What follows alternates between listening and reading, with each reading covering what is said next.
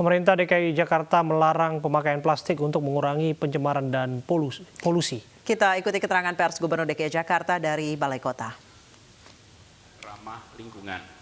Dan mulai hari ini itu akan efektif ditegakkan peraturannya. Jadi ini bagian dari usaha kita di Jakarta untuk memastikan bahwa kota kita makin hari makin bersahabat pada lingkungan hidup. Dan kegiatan di masyarakat adalah kegiatan-kegiatan yang tidak meninggalkan residu yang tidak bisa didaur ulang.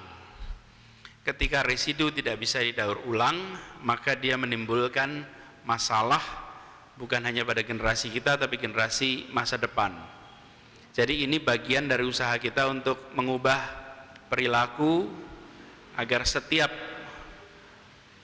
orang, setiap kegiatan di Jakarta memperhitungkan sustainable development. Nah, kita akan menegakkan ini kepada seluruh komponen masyarakat untuk ikut bersama-sama secara proaktif mengawasi, selain petugas-petugas kita juga mengawasi.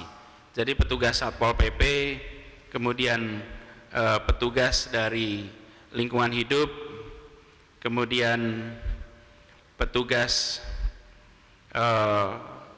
dari wilayah, semuanya akan ikut mengawasi pelaksanaan ini semua.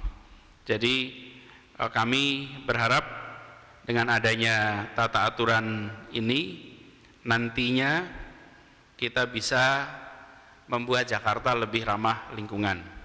Ada denda, ada peringatan tertulis, ada denda yang bisa bernilai sampai dengan 25 juta rupiah apabila pusat pertokoan, pasar swalayan atau pasar rakyat tidak menyiapkan kantong yang ramah lingkungan. Itu aja penjelasannya.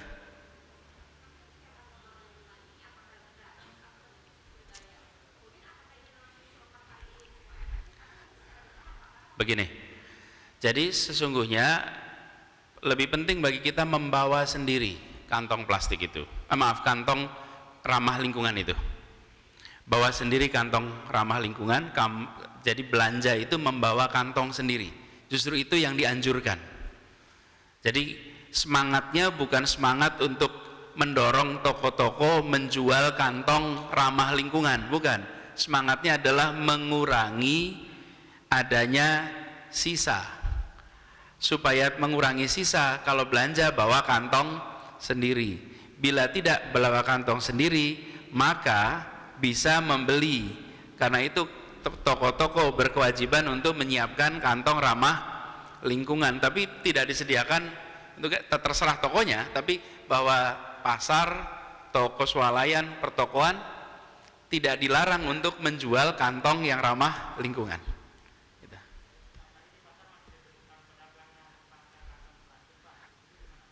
Ya pastilah bertahap, pasti bertahap, pasti pengawasan kita akan lakukan.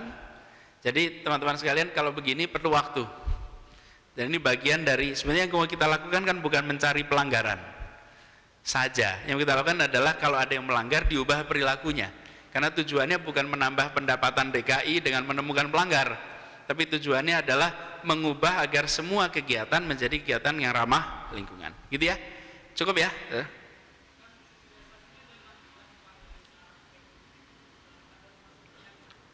Ya, memang ketika ini dikeluarkan belum ada kabar-kabar bahwa akan ada COVID.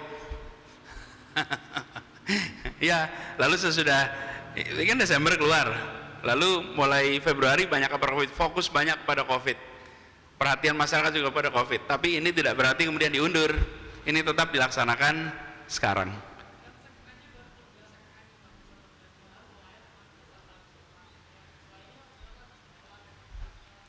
Kita lakukan bertahap.